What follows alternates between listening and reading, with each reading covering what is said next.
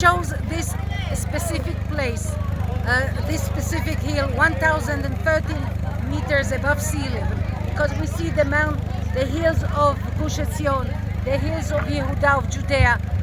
This is a strategic point and the most important point also from the timing and the political aspect.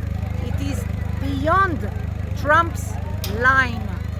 We are not going to limit ourselves in Eretz Israel to the border that the deal of the century wants to dictate to us. No, here we are going to establish a new community, a new town, Ma'alot Chalchul, and it will be outside the limits of the Trump's plan. Now, there is a very important point that is to be specified and emphasized today.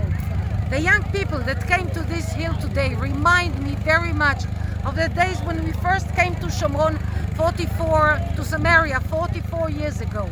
People said to me, have you noticed that there are only young ones here? Where are the old people there, established ones? I said, this is the best sign that I could have dreamt of, that young people who could do lots of things, they could go to clubs, they could go dancing. No, they climbed the mountains, the hills of Eretz Israel, and this is a promise that the promised land will be in the hands of the Jewish nation. This is why I'm so happy today to see children and youngsters the age of my children and my grandchildren, also my great-grandchildren, that we see the chain of generations, one following the other.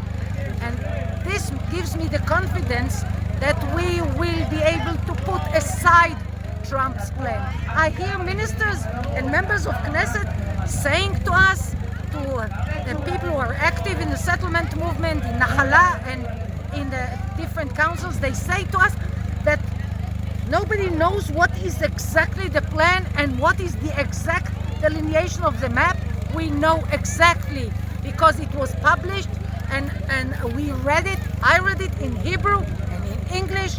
I know exactly what Trump wants to do here. He wants to establish a Palestinian state, and we are against establishing a Palestinian state. People say, but you don't know what the map is. I even heard Netanyahu saying it's not the final map. So what will be? Instead of 30%, we'll get 31%, and the Palestinians will get 69%? Never, because this is the heart of our homeland. This is where everything that is Jewish stemmed from. So there is no chance whatsoever, no matter what president stands there in the White House, stays there in the White House, no president, no American president, no emperor in the world will be able to take away the Jewish nation from its homeland.